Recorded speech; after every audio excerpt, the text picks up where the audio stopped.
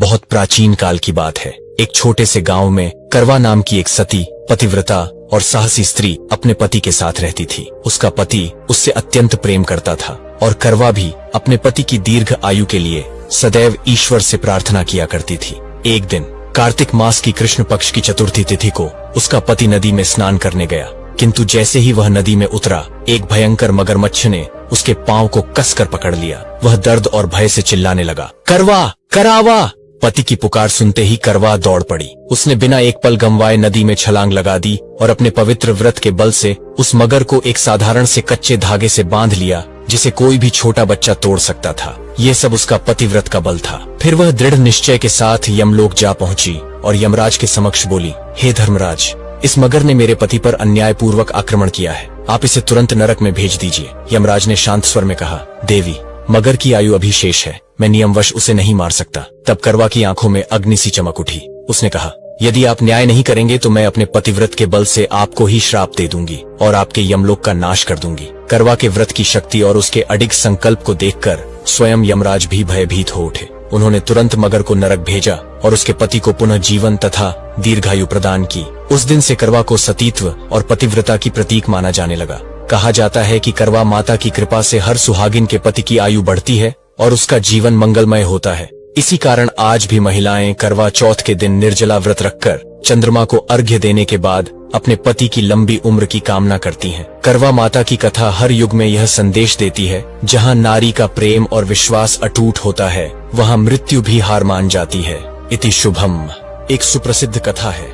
करवा चौथ व्रत कथा। एक साहूकार था जिसके 7 बेटे और एक बेटी थी। 7 भाई और बहन एक साथ बैठकर भोजन करते थे। एक दिन कार्तिक की चौथ का व्रत आया तो भाई बोले, बहन आओ भोजन करें। बहन बोली, आज करवा चौथ का व्रत है, चांद उगने पर ही खाऊंगी। तब भाइयों ने सोचा कि चांद उगने तक बहन भूखी रहेगी, तो एक भाई ने दिया जलाया, दूसरे भाई ने छलनी लेकर उसे ढंका और नकली चांद दिखाकर बहन से कहने लगे, चलो चांद उग आया है, अर्घ्य दे लो। बहन अपनी भाभियों से कहने लगी, चलो अर्घ्य दे। तो भाभियां बोली, तुम्हारा चांद उगा होगा, हमारा चांद तो रात को उगेगा। बहन ने जब अकेले ही अर्घ्य दे दिया और खाने लगी तो पहले ही ग्रास में बाल आया, दूसरे ग्रास में कंकड़ आया और तीसरा ग्रास मुंह की ओर किया तो उसकी ससुराल से संदेशा आया कि उसका पति बहुत बीमार है, जल्दी भेजो। माँ ने जब लड़की को विदा किया तो कहा, रास्ते में जो भी मिले उसके पांव लगना और जो कोई सुहाग का आशीर्वाद दे उसके पल्ले में गांठ लगाकर उसे कुछ रुपए देना। बहन जब भाइयों से विदा हुई तो रास्ते में जो भी मिला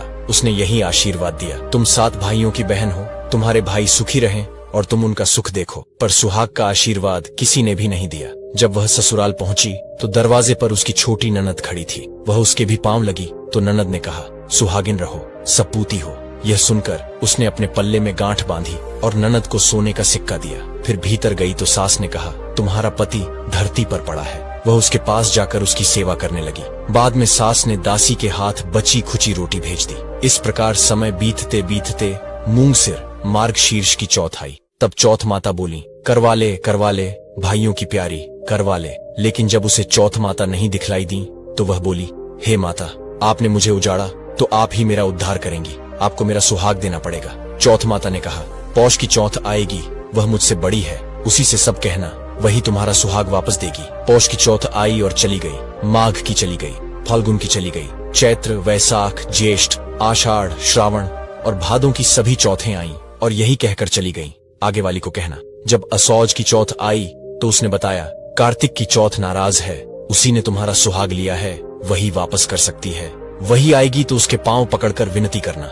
ये बताकर वह भी चली गई।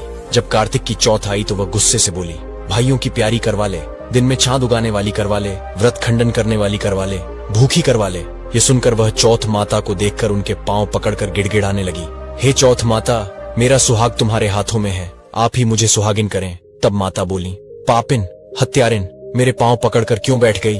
वह बोली, जो मुझसे भूल हुई उसे क्षमा कर दो, अब भूल नहीं करूंगी।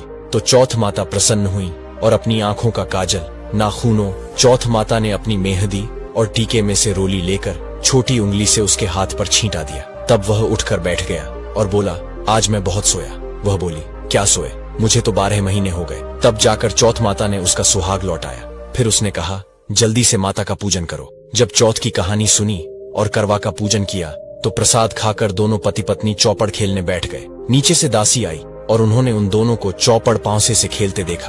तब उसने सासू जी को जाकर बताया। इससे सारे गांव में यह बात प्रसिद्ध होने लगी कि सब स्त्रियां चौथ का व्रत करें तो सुहाग अटल रहेगा। जिस तरह साहूकार की बेटी का सुहाग दिया गया, उसी तरह चौथ माता सभी को सुहागिन रखे। यही करवा चौथ के उपवास की सनातन महिमा है।